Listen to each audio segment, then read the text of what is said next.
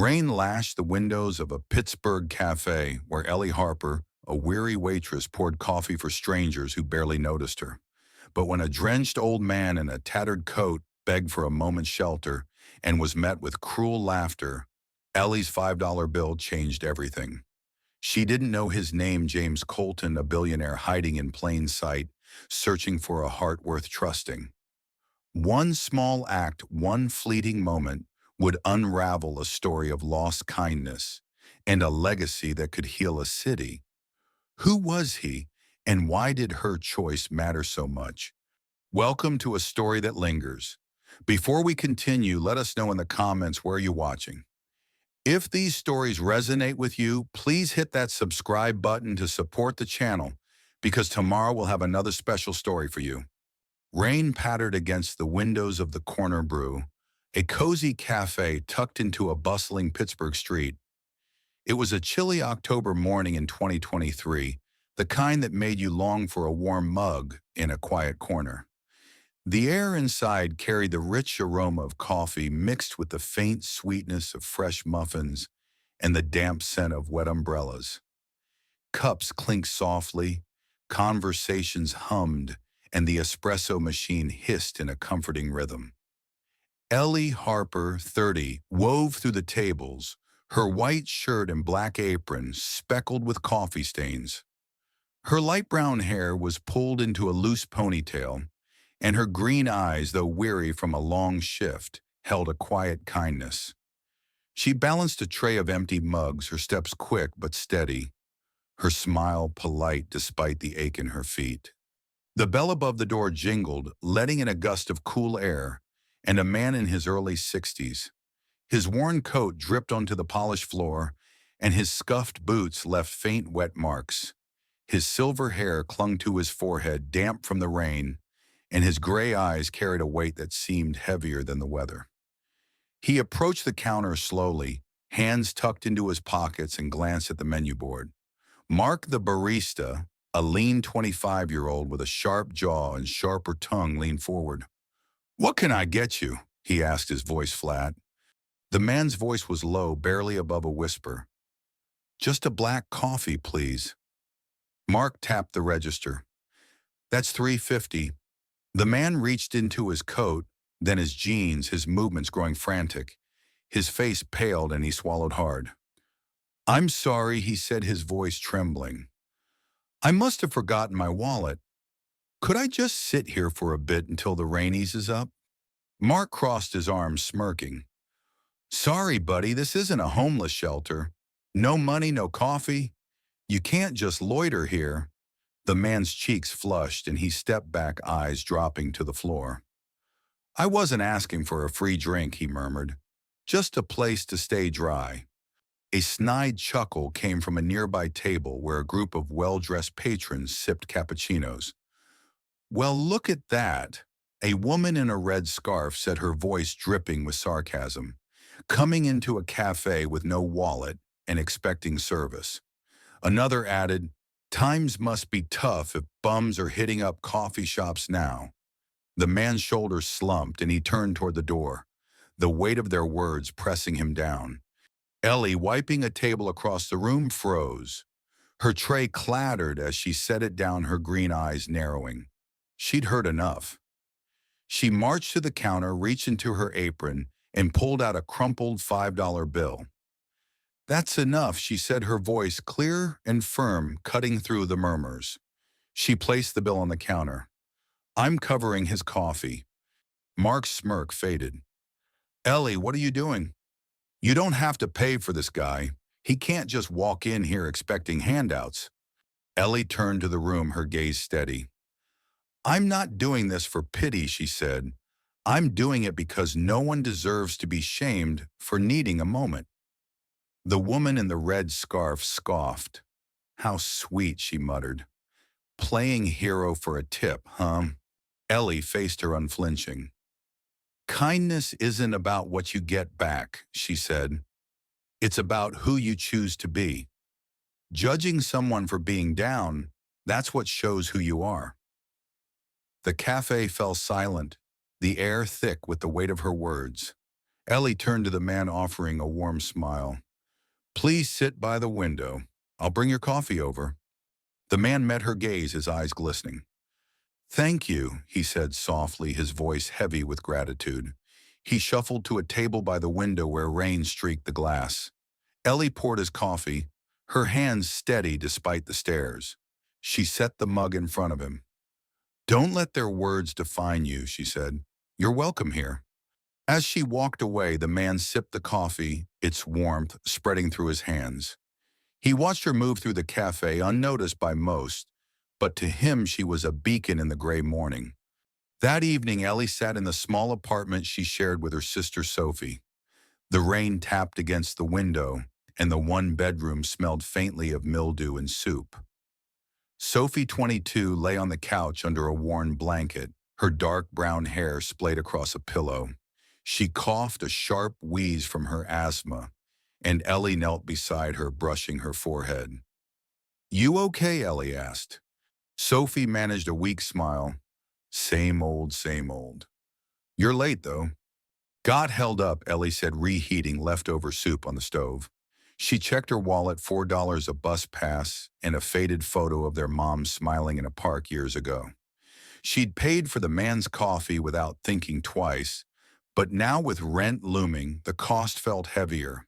Still, she didn't regret it. After Sophie ate, Ellie sat by the window watching the rain. She thought of her mom who'd collapsed in a park when Ellie was 16. Strangers had passed by, but an old woman in a faded shawl had stopped offering water and a kind word. That moment had shaped Ellie, a promise she'd made to herself: never turn away from someone in need. Today in the cafe, she'd kept that promise. The next morning, Diane Foley, the cafe manager, called Ellie into her office. The room smelled of burnt coffee and old paperwork. Close the door, Diane said, her gray hair pulled tight, her eyes stern. Ellie stood, hands clasped. Diane leaned back. This is a business, Ellie, not your charity project. You don't get to give out free coffee. I paid for it, Ellie said calmly. That's not the point, Diane snapped. You embarrass Mark and upset customers. You're here to serve, not to make a scene. Ellie met her gaze. He embarrassed himself, she said. Diane's eyes narrowed, but Ellie didn't back down. Can I go? Get out, Diane said, and watch yourself. In the kitchen, Mark and Lisa, another server, stood by the sink, whispering. Must be nice playing Mother Teresa. Lisa muttered. Bet she thinks that guy is going to come back with a fortune. Mark laughed. Yeah, right. Secret millionaire, sure. Ellie grabbed her tray and walked out, her face calm but her heart heavy. She didn't care about their words. She'd done what was right. Across town in a suite at the Fairmont Pittsburgh, James Colton sat by a window, the city skyline blurred by rain. His silver hair was neatly combed, his tattered coat replaced by a tailored shirt. At 62, he was the founder of Colton Ventures, a billionaire in real estate and philanthropy. But 12 years ago, his wife Margaret had died of cancer, and with her went his trust in people. He'd started traveling incognito, dressing down to see who the world really was. Most saw his worn clothes and looked away. But yesterday, a waitress had seen him. He held the $5 bill Ellie had given the barista, turning it over in his hands. He hadn't meant to test her, not really. He just wanted to know if kindness still existed. And there she was, standing up to a room of strangers, her voice steady, her eyes fierce. He needed to see her again. 5 days later, the rain had softened to a drizzle, and the corner brew buzzed with its usual crowd. Ellie moved between tables, her apron heavy with tips she hadn't counted. The bell jingled and she looked up. There he was, the man from before, but different. His coat was gone, replaced by a navy blazer and a gray scarf. His gray eyes met hers and he smiled faintly, taking the same seat by the window. Ellie approached, her heart pounding. Coffee, she asked, her voice steady. He shook his head. I'm not here to order, Ellie. His voice was low, familiar, but stronger now. I have one question. Why did you help me? She set down her tray, surprised he knew her name. She glanced at her name tag, then back at him. I know what it's like to feel invisible, she said. I couldn't let you feel that way. He leaned back, studying her. You didn't know me. You had nothing to gain. Ellie shrugged, a small smile forming. My mom used to say kindness costs little but gives everything. I was just keeping a promise. The man nodded, his eyes softening. My name is James Colton, he said. I'm the founder of Colton Ventures. I've been traveling looking for something real. That day you gave me more than coffee. You gave me hope. Ellie's breath caught. She glanced around, half expecting a prank. You're saying you're a billionaire? He nodded. I wasn't pretending, not entirely. I just needed to know what people see when there's nothing to gain. You saw me. Ellie's hands tightened on her tray. So that was a test, she asked, her voice sharp. I don't like being played. No test, James said quickly. I didn't ask for your help. You chose to give it. He paused, his voice softer. I'd like to talk more if you're willing. Not here. Somewhere quieter. Maybe Vermont next week. I go there every year to clear my head, to do some good. No expectations, just conversation. Ellie blinked, her mind racing. I have a sister, she said. I can't just leave. I understand, he said. Think about it. He slid a card across the table, simple, with just his name and a number. He stood, nodded, and left the bell jingling behind him. That night, Ellie sat in her apartment, Sophie asleep on the couch. The rain a steady rhythm outside. She held James's card, her thumb tracing the edges. Sophie stirred, coughing. You're quiet, she said. What's going on? Ellie told her everything, the man, the coffee, the revelation. He wants me to go to Vermont, she said. I don't know if I belong in his world. What if I lose myself? Sophie smiled faintly. You've always taken care of me, she said. Maybe it's time you see what's out there for you. Ellie looked at the photo of their mom, remembering her words. Don't wait for life to find you. Go find it. She made a call, arranging a nurse for Sophie. By morning, her decision was made. The train to Vermont was a blur of golden trees and rolling hills, the wheels humming a steady rhythm. Ellie sat across from James, a coffee in her hands, her worn backpack at her feet. He wore a simple sweater, no trace of the billionaire the world knew. They talked about books, Steinbeck's stories of ordinary people, Margaret's love for jazz, Ellie's mom teaching her to bake. It wasn't forced, just easy, like old friends. In Vermont, they visited a community center James funded, where kids laughed and volunteers sorted donations. Ellie watched him kneel to tie a girl's shoe. No cameras, no fanfare. You don't act like a billionaire, she said later, as they walked through a forest, leaves crunching underfoot. He chuckled. Money doesn't make you human, Ellie. It just makes you loud. I'd rather listen. That night, in a small cabin under a lantern's glow, they sat with mugs of tea.